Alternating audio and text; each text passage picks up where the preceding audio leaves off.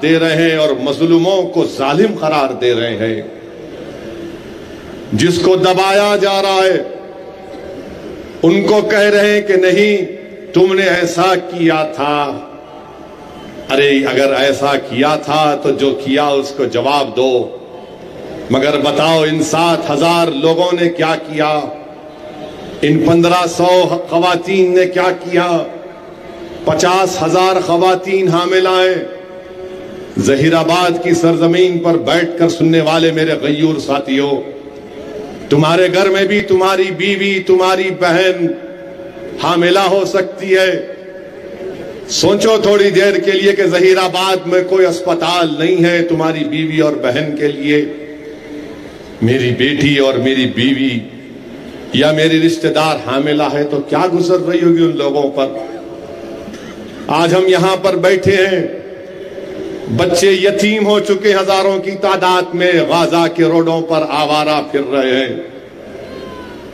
पीने का पानी उनको इजराइल नहीं देता, बरखी नहीं देता, अस्पताल के लिए फ्यूल नहीं देता। गाजा के सामने समंदर है, मच्छी पकड़ने नहीं देता। मेरे अजीज दोस्तों और बुजुर्गों, मैं ये इसलिए कह रहा हूं कि कम से कम जहीराबाद की अवाम, कम से कम मेरे वतन अजीज की अवाम ये जान सके कि गाजा में क्या हो रहा है। और जो लोग आज ये कहते हैं कि भारत को भी इजराइल की तरह बनना है, मैं उनसे कहना चाह रहा हूं, तुम भारत को रुस्वा करने की कोशिश मत करो। भारत वतन अजीज इंडिया एक बड़ा अच्छा मुल्क है हमारे लिए। तुम भारत का तकाबुल इजराइल से करके भारत की तौहीन कर रहे हो। भारत के बॉर्डर सबको मालूम, इजराइल के बॉर्डर्स किसी को नहीं मालूम। भारत में आईन है, इजराइल में अगर फिर से आवाज आई यहां पर तो आपको उठ के जाना पड़ेगा। आप मुझे देखिए, मेरी आवाज को सुनिए। भारत का आईन है, इजराइल में कोई कॉन्स्टिट्यूशन नहीं है। भारत में अकलियतों से नहीं कहा जाता कि तुम जहीराबाद की इस रोड पर नहीं चलोगे, तुम्हारी रोड मुख्तलिफ है। इजराइल में इजराइलियों के लिए रोड अलग है, फलस्तीनियों की रोड अलग है। भारत में यह तो नहीं किया जाता कि अगर मैं घर से निकलूं तो मुझे 100 चेक पॉइंट को पास करना पड़ेगा। ये गाजा के लोग 16 साल से ऐसा कर रहे हैं, इन पर जुल्म किया जा रहा है। जेल में रहना आसान है, गाजा में रहना इतना मुश्किल काम है। कम से कम जेल में कोई जाकर कैदी से मिल सकता है, जेल में उसको 3 टाइम का खाना मिलता है। मगर गाजा के लोगों को 16 साल से जुल्म उन पर किया जा रहा है। मेरे अजीज दोस्तों और बुजुर्गों, गाजा की आवाम के लिए हमको दुआ करना है। और ये लोग टीवी पर बैठकर बड़ी बड़ी बातें करते हैं, झूठे हैं ये लोग अपना जमीर बेच चुके हैं ज़ायनिस्ट लोगों को। इनमें इंसानियत नाम की कोई चीज बाकी नहीं रही। अरे तुमसे अच्छा तो वो शेर है जंगल का जो अपनी भूख के लिए किसी जानवर को मार कर खाता है। तुम तो हैवानियत के भी नजरों से नीचे गिर चुके हो, जो टीवी पर बैठकर अवाम को झूठ पे झूठ बोलते हो। क्या ये बात सच नहीं है? और बार बार पूछते कि ये 10 अक्टूबर को हुआ, उसकी मजम्मत करो। अरे क्या मसले फलस्तीन 10 अक्टूबर को शुरू हुआ? 1948 में नखबा हुआ। जब नखबा हुआ तो 7 लाख फलस्तीनियों को निकालकर फेंक दिया गया। कितने? 7 लाख। 7 लाख फलस्तीनियों को निकालकर फेंक दिया गया।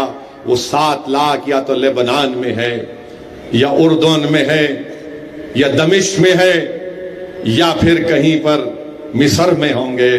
ये नखबा 48 में शुरू हुआ। किसने बाल्फोर डिक्लेरेशन किया? यही अंग्रेज जो भारत छोड़कर चले गए बाल्फोर डिक्लेरेशन के जरिए फलस्तीनियों की जमीन पर लाकर इन ज़ायनिस्ट लोगों को बसा दिया। फिर 67 की 6 दिन की जंग हुई जिसमें ईस्ट जेरूसलम चला गया, गाजा चला गया, वेस्ट बैंक चला गया। उस वक्त भी 2.5-3 लाख फलस्तीनी अपने वतन से महरूम हो गए। बताओ क्या यह सच्चाई नहीं है? अरे तुम लोग तारीख को अगर तोड़ मोड़ कर झूठ पेश कर रहे हो तो सच्चाई हम बयान करेंगे। हम जानते हैं फलस्तीन की तारीख को। और मेरे अजीज दोस्तों और बुजुर्गों, जब यहूदियों पर जुल्म किया जा रहा था तो जुनूबी स्पेन में हुकूमत थी मुसलमानों की। जब यहूदी यूरोप से भाग रहे थे तो जुनूबी स्पेन में मुसलमानों की हुकूमत ने यहूदियों को कहा कि आओ यहां पर रहो, हम तुमको अमन से रखेंगे, तुम अपने मजहब पर चलो, अपनी तौरात पढ़ो। और यहूदी मानते हैं कि उनका सुनहरा दौर था जुनूबी स्पेन में, जब तुर्कों की हुकूमत थी, सल्तनत उस्मानिया। जब आप देखिए वहां पर 1.5 लाख यहूदियों को सल्तनत उस्मानिया में कहा गया कि आओ इज्जत की जिंदगी गुजारो, तुम्हारी मजहब पर कोई पाबंदी नहीं होगी। उस वक्त पोलैंड और यूक्रेन में उतने यहूदी नहीं थे जो सल्तनत उस्मानिया में आकर इज्जत की जिंदगी गुजारते थे। मेरे अजीज दोस्तों और बुजुर्गों, आज इजराइल में फलस्तीनी है, 17 लाख फलस्तीनी है, सेकंड क्लास सिटीजन है। उनके खिलाफ 65 कानून उनके खिलाफ इस्तेमाल होते हैं। वेस्ट बैंक, मगरबी किनारा जिसको कहते हैं, गाजा पट्टी, ईस्ट जेरूसलम है, जिसको ऑक्यूपाइड टेरिटरीज कहते हैं। टीवी चैनल पर आप सुनिए तो ये इजराइल के स्टेनोग्राफर जो बड़े एंकर बनकर बैठते हैं, मेरी फोटो दिखाते हैं, गाजा गैंग। अबे तू कौन सी गैंग का है फिर? गाजा गैंग, ओवैसी की फोटो। ये तारीख जो बयान कर रहा हूं, मुझे यकीन है कि ये ज़ायनिस्ट के एजेंट हैं, इनको आज रात भर नींद नहीं आएगी। मेरे भाई, ईस्ट जेरूसलम में 3,27,000 फलस्तीनी रहते हैं। और फिर वेस्ट बैंक में 20 लाख, गाजा पट्टी में 21 लाख।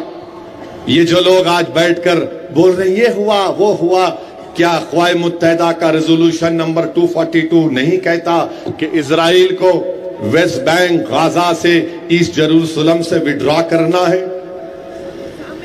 नहीं बोलेंगे आपको, मगर इसलिए बयान कर रहा हूं ताकि आपको मालूम हो, ताकि आप इसको बताएं अपनी औलाद को, अपने दोस्तों को बताएं। क्या 1987 में 4th जिनीवा कन्वेंशन का वायलेशन नहीं हुआ था? क्यों हुआ था बताओ ज़ायनिस्ट लोगों? फिर 1993 में ऑस्लो एकॉर्ड हुआ, यासिर अरफात खड़े हुए हैं, उस वक्त का इजराइल का प्राइम मिनिस्टर वो ज़ायनिस्ट खड़ा हुआ है और कहा गया 5 साल में फलस्तीन एक मुल्क बनेगा। 5 साल जाके आज 25-30 साल हो गए। क्या हुआ ऑस्लो एकॉर्ड का? बताओ अमेरिका, बताओ बरतानिया, बताओ इटली, बताओ G7, उस ऑस्लो एकॉर्ड का क्या हुआ? 2002 में दीवार उठा दी गई। अगर मिसाल के तौर पर जहीराबाद में एक दीवार उठा दी जाएगी कि जहां पर असदुद्दीन ओवैसी का घर है, जहां पर कौसर मोहिउद्दीन या गौरी साहब का घर है, या जहां पर अथर का घर है, हम उन घरों के सामने से 40 फीट की ऊंची दीवार उठा देंगे और आपसे कहेंगे कि दीवार के उस तरफ रहो। ये दीवार उठा दी गई। इंटरनेशनल कोर्ट ऑफ जस्टिस में मुकदमा गया। इंटरनेशनल कोर्ट ऑफ जस्टिस ने कहा दीवार को तोड़ना चाहिए, दीवार के खिलाफ फैसला दिया। कोई नहीं बोलता। फिर आप देख लीजिए 2006 में इलेक्शन हुआ, इजराइल ने 26 फलस्तीनी एमपी को किडनैप करके लेके चले गए। 2008 में ऑपरेशन कास्ट लीड हुआ, 3 हफ्ते बमबारी हुई, 1400 फलस्तीनी मारे गए, 300 बच्चे उसमें थे। कहां से कह रहा हूं, गोल्डस्टोन रिपोर्ट। 2010 में एक कश्ती गई थी, मरिया मरममा कुछ नाम था, उस कश्ती में जो लोग रिलीफ लेकर जा रहे थे, इजराइल की फौज ने उनको मार दिया। 2012 में operation pillar of defence Israel ने किया, गाजा पर बमबारी की, 150 लोगों की मौत हुई। 2014 में 51 दिन तक हमला किया इजराइल ने गाजा में, ऑपरेशन प्रोटेक्टिव एज के नाम पर 2000 फलस्तीनी मारे गए। 2018 में ये ट्रंप ने जेरूसलम को कह दिया कि मैं अमेरिकन एम्बेसी वहां पर बनाऊंगा, तो उससे हुआ क्या कि वो ऑक्यूपाइड टेरिटरी थी, उसको खत्म कर दिया कानून को उनके एक तरफा ऐलान करके। अमेरिका वो इस फलस्तीनी रेफ्यूजी को पैसे देता था, जिनको नखबा जिसको कहते हैं निकालने को 1948 में, ट्रंप ने उसको खत्म कर दिया। आज इजराइल के जेलों में 6000 फलस्तीनी जेल में है, कोई मुकदमा नहीं। हर साल इजराइल 500 से 600 मासूम बच्चों को जेल में डालता है, मिलिट्री कोर्ट में बच्चों का मुकदमा चलाता है। बताइए आप कौन सा काम इजराइल कर रहा है? मेरे अजीज दोस्तों और बुजुर्गों, आपको बताने का मकसद यही है कि इजराइल एक अपार्थाइड स्टेट है। इजराइल एक ऐसा मुल्क है जिसमें फलस्तीनियों को जानवरों से बदतरीन सलूक उनसे किया जाता है। यह मैं नहीं कह रहा हूं, इजराइल की ह्यूमन राइट्स कमेटी है जिसका नाम बेटसलम है, वो कहता है इजराइल के बारे में, ये ज़ायनिस्ट लोग हैं, ये तोरा को नहीं मानने वाले हैं, ज़ायनिस्ट हैं। आज यही लोग मासूम फलस्तीनियों को उनकी खून की होली खेली जा रही है। मेरे अजीज दोस्तों और बुजुर्गों, आप अंदाजा नहीं लगा सकते कि वहां पर क्या हाल होगा आज। आप सोचो, 12 दिन से आईसिस के ऊपर 2 साल 2.5 साल आईसिस से जंग लड़ी गई। उतने बम जो 1.5-2 साल में गिराए गए थे, जो अफगानिस्तान पर उस वक्त नेटो बम गिराता था, इन 12 दिनों में 2 साल के बम सिर्फ 12 दिनों में गिराए गए गाजा के ऊपर। आप सोचो, तसव्वुर भी नहीं कर सकते आप कि अगर यहां पर सिर्फ पटाखे फोड़ दिए जाएं और आपसे कहा जाए कि कोई नहीं उठेगा, 10 मिनट तक पटाखे फोड़े जाएंगे, मुझे यकीन है कि 10-15 लोग बेहोश हो जाएंगे उन आवाजों को सुनकर। मेरे भाई, 75 साल से ये फलस्तीनी अपनी जानों के नजराने पेश कर रहे हैं, 75 साल से उस सरजमीन को अपने खून से लाल कर रहे हैं। मैंने एक वीडियो देखा कि एक मासूम बच्चा खड़ा हुआ है, 22-24 साल का, टीवी का एंकर उससे पूछ रहा है, आप कैसे हैं? बोला कि देखो, ये मेरी पूरी बिल्डिंग सब बर्बाद हो गई। टीवी के एंकर रिपोर्टर ने पूछा कि आप कैसा इस नुकसान को बर्दाश्त कर रहे हैं? उसने कहा अल्हम्दुलिल्लाह। उसने कहा अल्हम्दुलिल्लाह। टीवी वाले ने पूछा कि तुमने क्या खोया? उसने कहा माँ बाप को खोया, अपनी बहन भाई को खोया, अपने बहन भाई के औलाद को खोया, और कहा कि हस्बुनल्लाह व निअमल वकील, हस्बुनल्लाह व निअमल वकील। और उसने कहा कि चलो मुझे कम से कम मेरी घर की बिल्ली तो बच गई, अल्लाह काफी है हमारे लिए। मेरे भाई, ये किस लिए कर रहे हैं लोग? मेरे अजीज दोस्तों और बुजुर्गों, मेरे गयूर नौजवानों, अपनी जिंदगियों के मकसद को समझो नौजवानों। ये मस्जिद अक्सा और बैतुल मुक़द्दस की लड़ाई है। ये सिर्फ मुसलमानों की लड़ाई नहीं है, ये इंसानियत को बचाने की लड़ाई है। 75 साल से इन पर जुल्म किया जा रहा है ज़ायनिस्ट ताकतों की तरफ से। और हद तो ये हो गई कि अमेरिका का सदर ये कहता है कि 7,000 लोग जो मारे गए, मैं इसको नहीं मानता। तो गाजा के लोगों ने कहा, अमेरिका के सदर, ये है 6,000 मरने वालों की नाम की लिस्ट। आप बताइए मेरे अजीज दोस्तों और बुजुर्गों, मैं कभी भी तशद्दुद का कायल नहीं रहा, ना कभी रहूंगा। मैंने हमेशा वायलेंस को कंडेम किया और जिंदगी जब तक बाकी रहेगी वायलेंस को कंडेम करूंगा। मगर गाजा में जो हो रहा है, आज आपको और हमको उसके खिलाफ बोलना पड़ेगा मेरे भाई। कम से कम दुआओं में रो रो कर अल्लाह के सामने सर्वसजूद होकर भीख मांगना पड़ेगा कि अल्लाह तू गफूरुर रहीम है, तू दुनिया बनाने वाला है, तू जमीन और आसमान का खालिक है। तेरी मखलूक पर, तेरे मखलूक, कमजोर मखलूक पर जालिम जुल्म कर रहे हैं, अल्लाह तू उनकी मदद फरमा। उठो, अपने हाथ उठाओ, ये तुम्हारे 2 हाथ हथियार है, याद रखो। अल्लाह से गिड़गिड़ा कर भीख मांगो कि अल्लाह तूने हमको सुकून से रखा जहीराबाद में। कम से कम तुम्हारी आंखों के सामने तो तुम्हारा बेटा नहीं मर रहा है, कम से कम तुम्हारी आंखों के सामने तुम्हारी माँ बाप की लाश तो नहीं आ रही है, कम से कम तुम्हारे घर को तो कोई बर्बाद नहीं कर रहा है। मेरे अजीज दोस्तों और बुजुर्गों, मैं सलाम करता हूं उन फलस्तीन के जियालों को। नहीं मालूम अल्लाह ने उनके दिलों में क्या तासीर पैदा की है कि 7,000 मर भी गए, जालिम के जुल्म से मर गए, मगर अल्लाह तेरे बंदे तुझसे कह रहे हैं कि हस्बुनल्लाह निअमल वकील।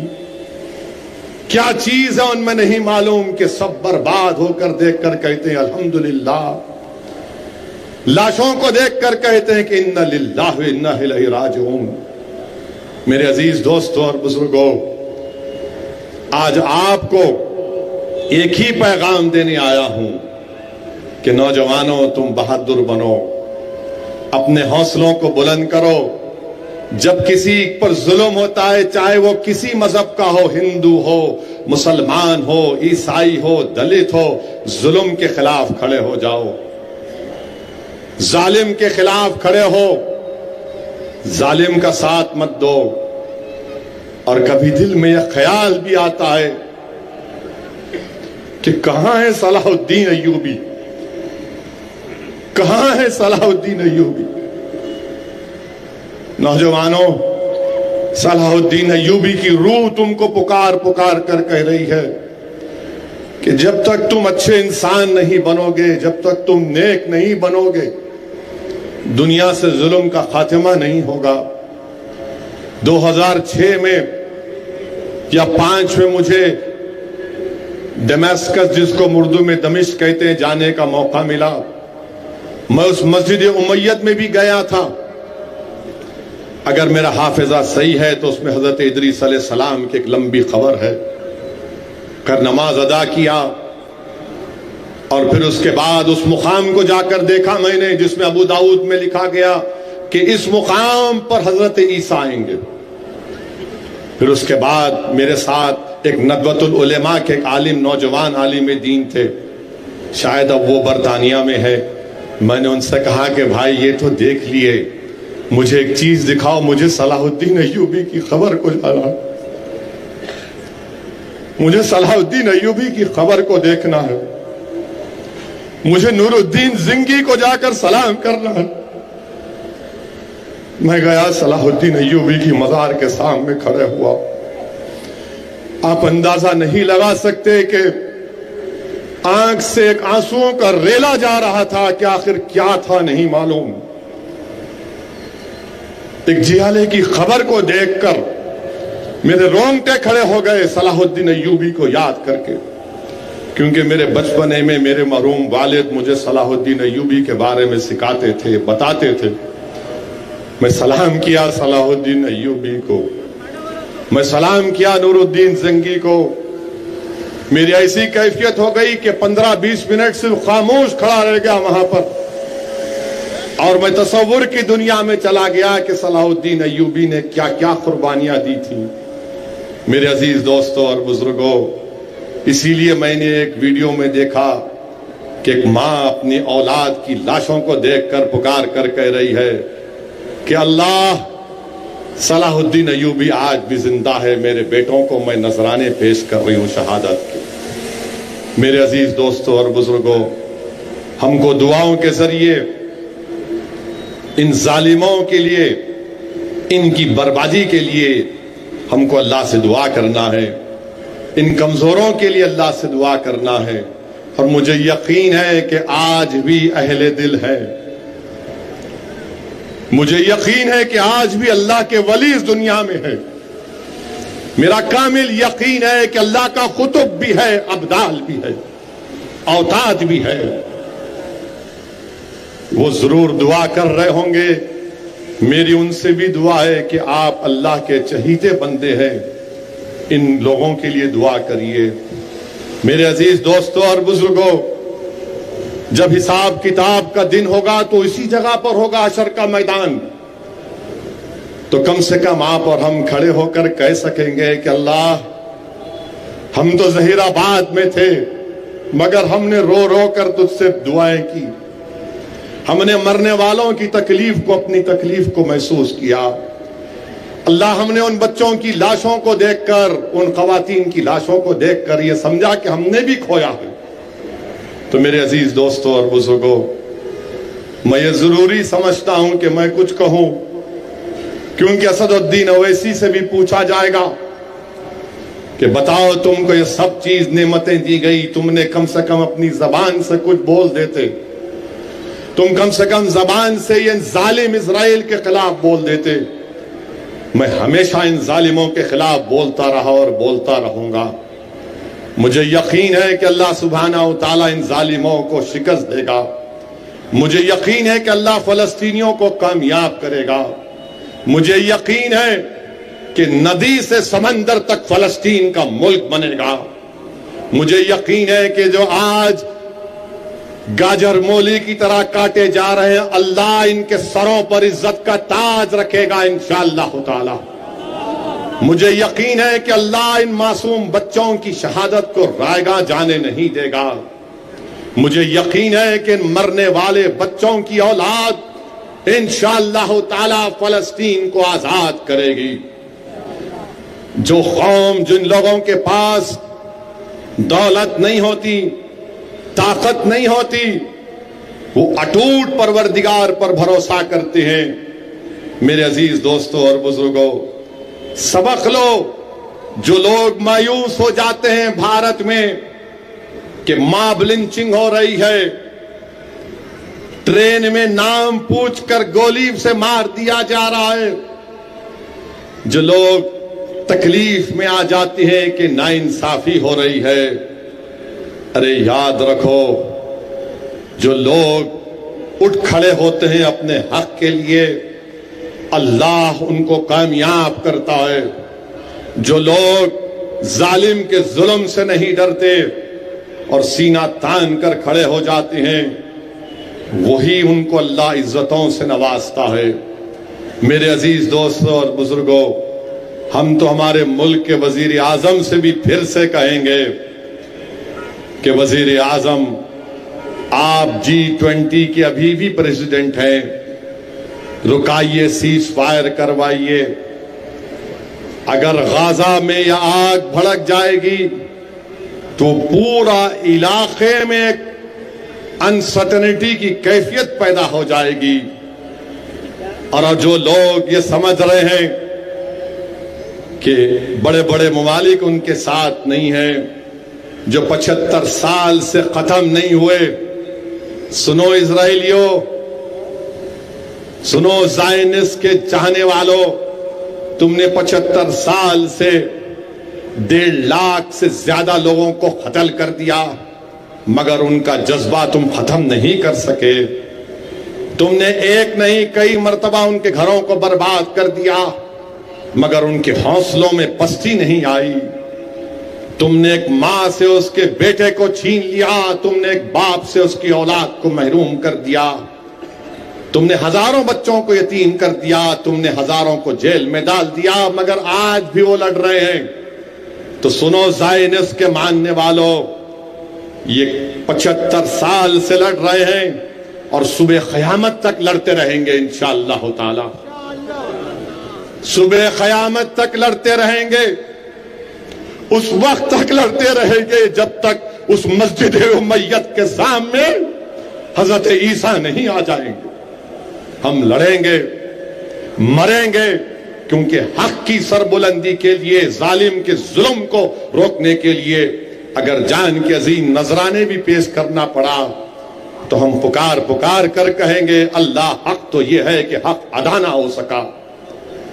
दुनिया के जालिमों, तुम अगर ये समझते हो कि मॉब लिंचिंग के जरिए हमारे हौसले पस्त हो जाएंगे, दुनिया के जालिमों, दुनिया के हैवानों, तुम अगर ट्रेन के कंपार्टमेंट में नाम पूछकर अगर तुम कत्ल करते हो तो तुमने अपनी बर्बरियत को दिखाया, अपनी शैतानियत को दिखाया, मगर तुमने हमारे हौसलों को कमजोर होने से नहीं रोक सकते।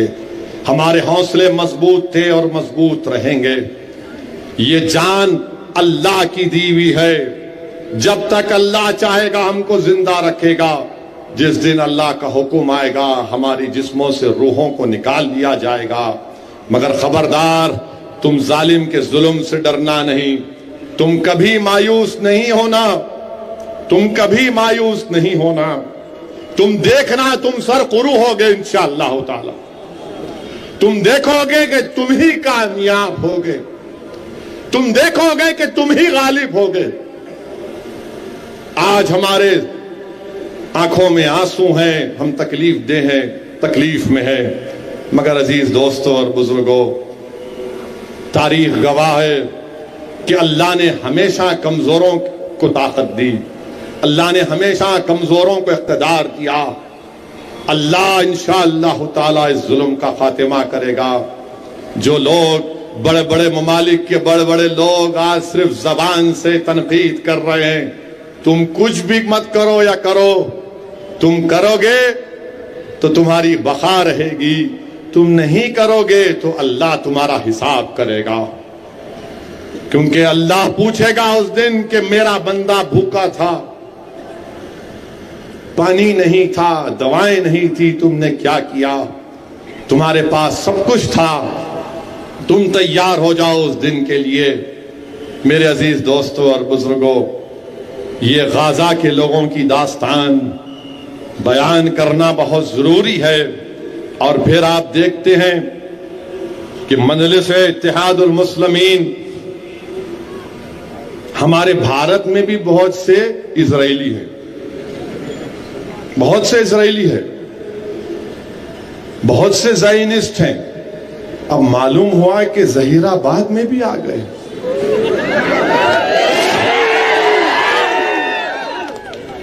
मालूम हुआ कि अब जहीराबाद में भी बेनियामिन नेतन्याहू के शागिर्द आ चुके हैं और वो आकर हमको आईना दिखाने की कोशिश कर रहे हैं। मैं उनसे पूछना चाह रहा हूं, ये CAA का कानून किसने बनाया? CAA का कानून किसने बनाया? किसने बनाया? कौन बनाया? अरे डर रहे कहीं को? कौन बनाया CAA का कानून? आप CAA कानून के खिलाफ है नहीं है? चिचा जरा आप भी तो बोलो।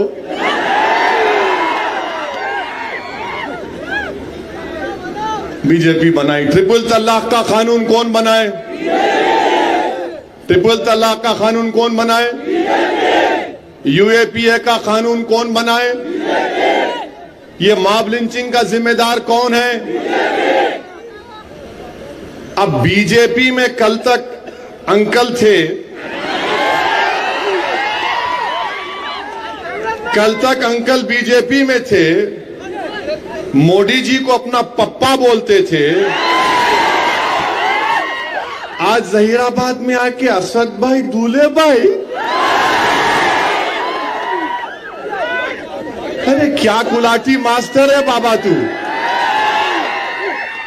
अरे बीजेपी में कल तक आप थे, अमित शाह के गले मिलते थे, मोदी जी को झुक के सलाम करते थे, आरएसएस की चड्डी या पैंट पहनकर लट फिराते थे, अब कांग्रेस का खंडवा पहनकर आ गए। मेरे को अभी यहां पर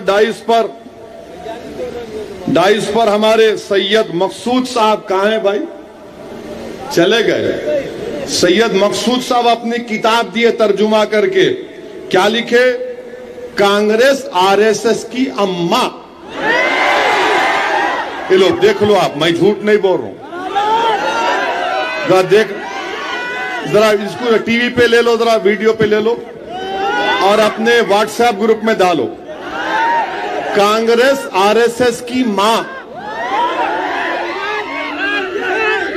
अच्छा, हैरत की बात सुन, हैरत की बात यह है, इन्हों बीजेपी से कांग्रेस में आए, भागा रेड्डी साहब के बेटे बीजेपी में चले गए, उन्हें मनुगुरु से इलेक्शन लड़ा बीजेपी से, क्या नाम उसका, कोई रेड्डी है उन्होंने, हाँ कुछ भी होगा, वहां से लड़ा, बीजेपी से लड़ा मनुगुरु। मैं गलत बोल रहा हूं तो माफ कर देना, होना बोल के बोल रहा हूं। मनुगुरु से लड़े इलेक्शन, मामू से हार गए, तो जैसा वहां हारे कांग्रेस में आ गए।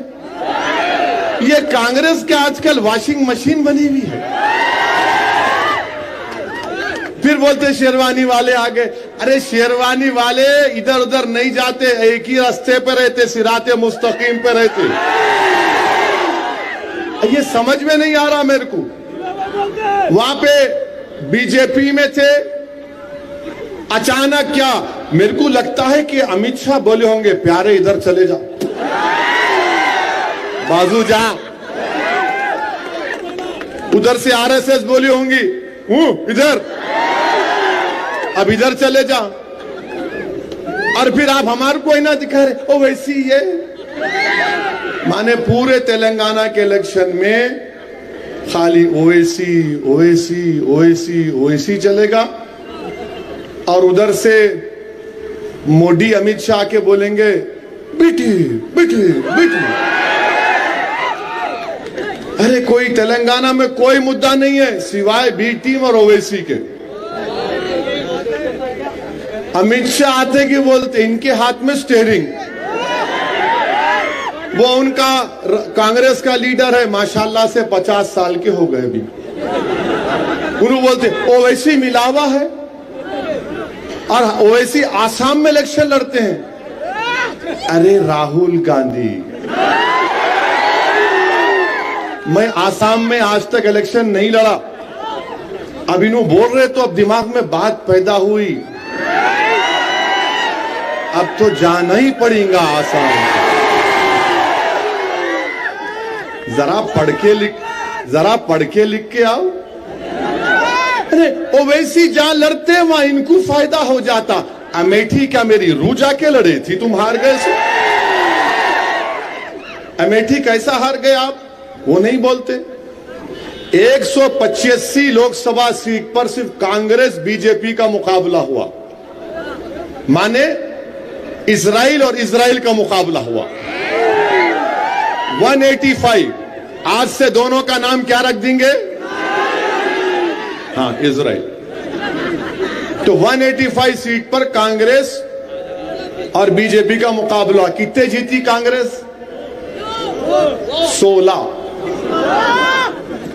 2019 में चेक कर लो आप, मैं झूठ नहीं बोल रहा हूं। 16 जीते। और इत्तेफाक की बात यह है कि मैं नहीं था दूल्हे भाई वहां पर। 16 जीते। अब वो कैसा हार गए आप? कैसा हार गए बोलो आप?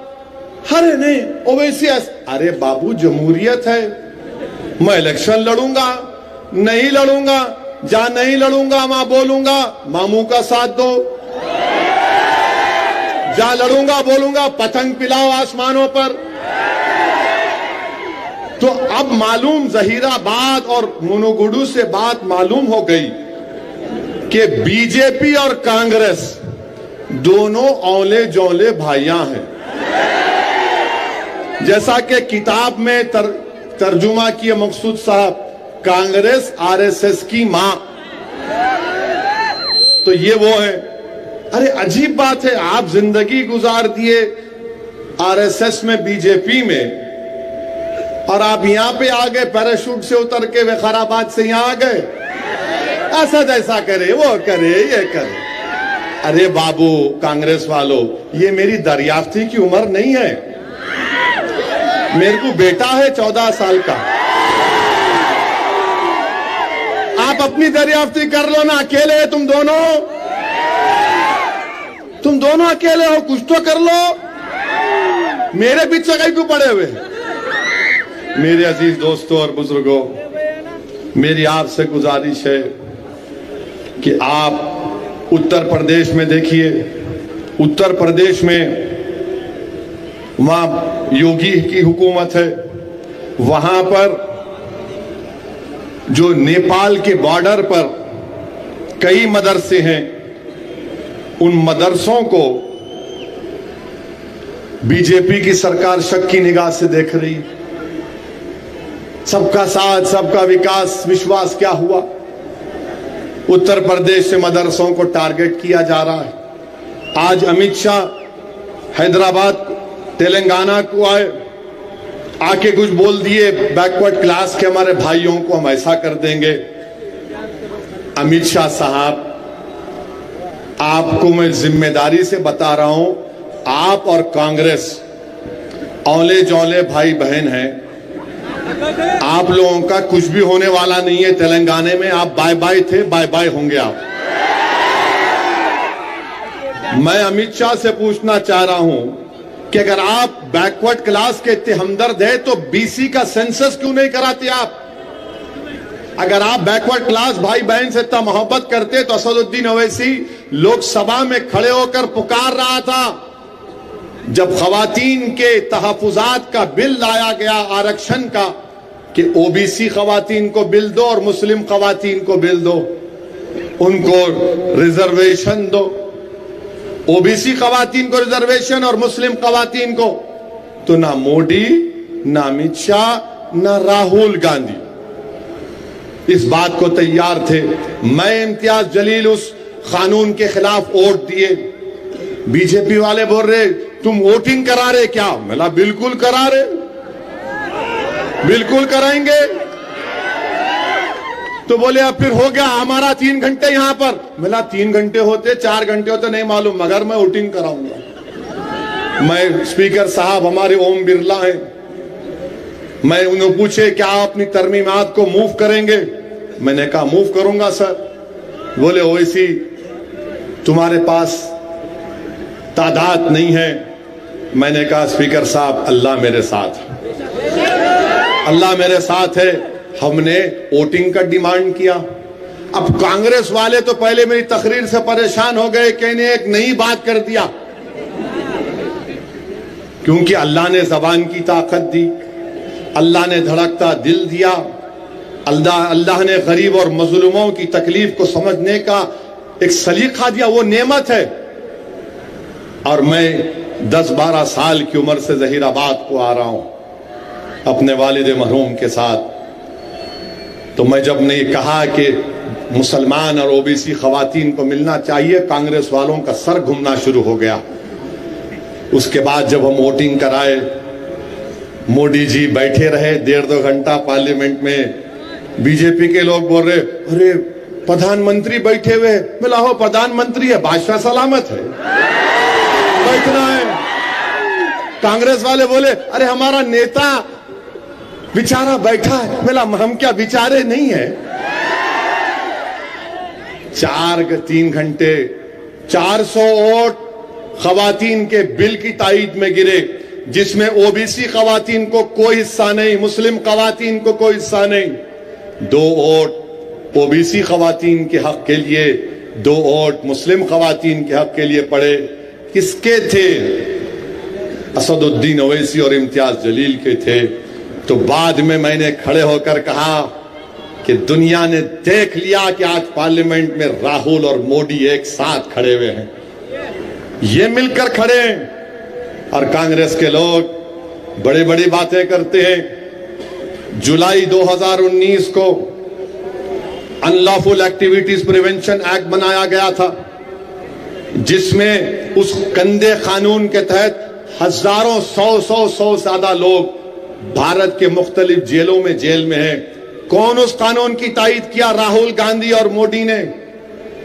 कौन उस कानून के खिलाफ वोट दिया? असदुद्दीन ओवैसी और इम्तियाज जलील ने। आप मुझ पे उंगली उठाते। अरे अगर तुम्हारी दास्तान बयान करना शुरू कांग्रेसियों, तो 31 अक्टूबर को 84 में मोहतरमा इंदिरा गांधी का कत्ल कर दिया गया था। हम उसकी मजम्मत करते हैं, मगर मोहतरमा इंदिरा गांधी के कत्ल के बाद क्या दिल्ली के सड़कों पर सिखों के खून की होली नहीं खेली गई थी? तो किसकी हुकूमत थी बताओ? सिखों को गले में उनके जलते हुए टैरों को डाल दिया गया था। नस्ल कशी सिखों की हुई थी। और कांग्रेस आज सेकुलरिज्म की बात करती है। अरे बताओ, बूटा सिंह ने क्या शिलान्यास नहीं किया था? राहुल गांधी, क्या तुम्हारे वालिद वजीर आजम नहीं थे? बताओ, बोलो इस बात को, बोलो, मेरी इस बात का जवाब दो। और हम मौजूदा वजीर आजम से कहना चाहेंगे कि आप भारत के 133 करोड़ जनता के प्रधानमंत्री, वजीर आजम, प्राइम मिनिस्टर हैं। आप सिर्फ एक मखसूस हिंदुत्व आइडियोलॉजी के लोगों के मानने वालों के वजीर आजम नहीं है। मिस्टर मोदी, मंदिर, मस्जिद, गिरजाघर सब आपकी नजर में बराबर होना चाहिए। आप एक को बढ़ाकर नहीं पेश कर सकते, आप सबके वजीर आजम हैं। मेरे अजीज दोस्तों और बुजुर्गों, और फिर हमसे बोलते हैं ये लोग इन्हों मिले हुए हैं, इन्हों फुला है। मेरे अजीज दोस्तों और बुजुर्गों, अल्लाह मेरे दिल का हाल जानने वाला है। मैं अगर मिला हुआ हूं तो गरीबों के साथ मिला हुआ हूं। मैं अगर मिला हुआ हूं तो मजलूमों के साथ मिला हुआ हूं। अगर मैं किसी के साथ मिला हुआ हूं तो उन मासूम बच्चियों के साथ खड़ा हूं जो तालीम हासिल करना चाहती। मैं अगर मिला हुआ हूं तो हर उस शख्स के साथ खड़ा हूं जो दुनिया में और भारत में अमन चाहता है। मेरे अजीज दोस्तों और बुजुर्गों, लोग आपसे पूछेंगे कि असदुद्दीन ओवैसी आकर आपको बोले कि 30 नवंबर के दिन मामू को क्यों वोट देना? तो मामू को वोट इसलिए देना क्योंकि बीजेपी को हराना है। मामू का साथ इसलिए देना, कांग्रेस आरएसएस की मां है। कांग्रेस, जोर से बोलो इसको, कांग्रेस डर रहे आप लोग? मोदी से डर रहे, कांग्रेस से डर रहे। कांग्रेस, ये आप और मैं नहीं बोल रही है, मकसूद साहब की किताब का नाम है।